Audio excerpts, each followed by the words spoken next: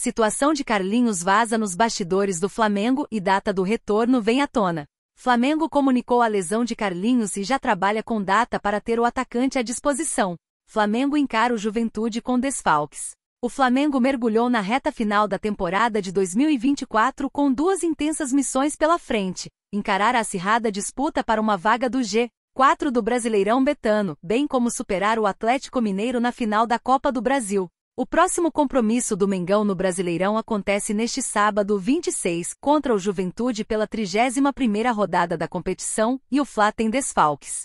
Carlinhos e Alex Sandro não poderão entrar em campo. O clube divulgou comunicado oficial sobre a situação da dupla.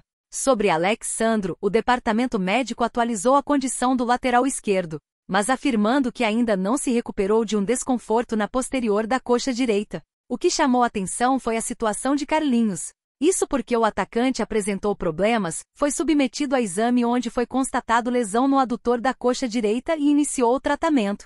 Quando Carlinhos volta no Mengão? Mas, segundo a apuração da coluna do Fla, o jogador não deve ficar muito tempo parado e o Fla já trabalha com o retorno em breve. De acordo com a apuração do portal citado, o retorno deve acontecer na próxima rodada do Brasileirão, diante do Cruzeiro, isso se o tratamento ocorrer como previsto. Para o duelo contra o Juventude, o técnico Felipe Luiz já esboçou a escalação. A provável formação deve contar com Rossi, Wesley, Léo Ortiz, Léo Pereira e Ayrton Lucas, Pulgar, Everton Araújo, Arrascaeta, Gerson, Michael e Gabigol. Felipe Luiz volta atrás e decide dar mais uma chance para Ayrton Lucas no Flamengo. O time enfrenta o Juventude em jogo válido pela 32ª rodada do Brasileirão Betano. Partida acontece no Maracanã. O foco é contra o Juventude. Com a data e os valores definidos para a final da Copa Betano do Brasil, o Flamengo girou a chave e esqueceu um pouco o Atlético Mineiro.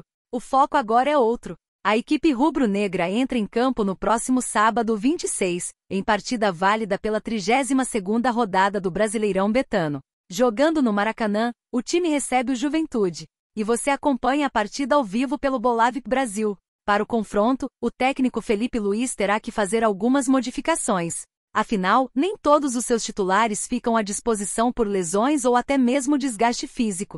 O jogador foi destaque em seu último jogo como titular. De acordo com o GE, a ausência de Alex Sandro concederá o retorno de Ayrton Lucas aos 11 iniciais. Recentemente, o jogador acabou perdendo espaço no Flamengo. No último jogo em que começou entre os titulares pelo rubro-negro, o lateral esquerdo balançou as redes. Ele, inclusive, foi um dos destaques na vitória por 2-0 contra o Bahia. Felipe Luiz tem série de baixas para confronto. O técnico Felipe Luiz ainda terá as ausências de La Cruz, que está lesionado, e Bruno Henrique, que cumpre suspensão. A tendência é de que Everton Araújo e Michael fiquem com as vagas. Com isso, o Flamengo deve ir a campo com a provável escalação: Rossi, Wesley, Léo Ortiz, Léo Pereira e Ayrton Lucas, Pulgar, Everton Araújo, Arrascaeta, Gerson, Michael e Gabigol. Olha o Penta. Relembre os títulos do Flamengo na Copa do Brasil. De 1990 a 2022, relembre os momentos decisivos que fizeram do Flamengo um dos maiores vencedores da Copa do Brasil. Flamengo já foi tetracampeão do torneio e busca o 5º título contra o rival Atlético. A partir de 3 de novembro, o país vai parar para acompanhar mais uma final da Copa do Brasil. Pelo 3º ano seguido, o Flamengo estará lá disputando a taça. O rival é que muda. O Atlético Mineiro, seu oponente em grandes decisões nos anos 1970 e 80. Essa rivalidade interestadual aquece todo um histórico de jogos brigados entre os clubes. E em 2024 não será diferente. Nessa edição, o Fla tenta o pentacampeonato na Copa do Brasil.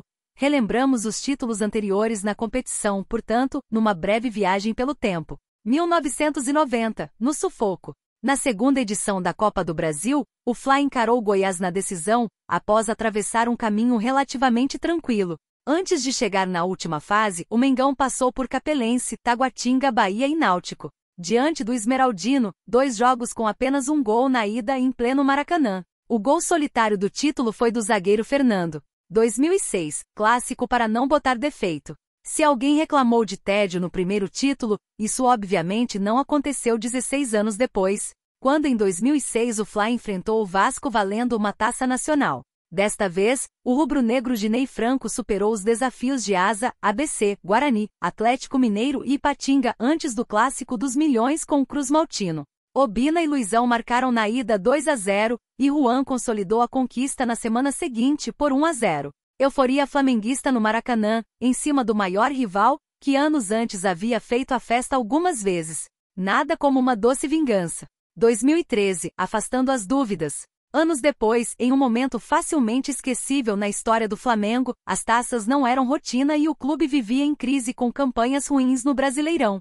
Foi aí que as coisas começaram a mudar. O Fla de Jaime de Almeida entrou logo na primeira fase e precisou passar por Remo, Campinense e Asa até chegar nas oitavas. Depois eliminou Cruzeiro, Botafogo e Goiás. Na decisão contra o Atlético, um empate por 1-1 em Curitiba deu a ideia de que tudo estava aberto no confronto. Mas Elias e Hernani Brocador marcaram para acabar com qualquer dúvida. 2-0? O Fla era tricampeão da Copa do Brasil no Maracanã. No que talvez seja o título mais sofrido entre os 4 da Copa do Brasil, o Flamengo precisou suar sangue contra o Corinthians. Apesar de também ter sido campeão da Libertadores naquele ano de 2022, o Fla de Dorival Júnior não teve desempenho tão brilhante assim quando encarou o Timão.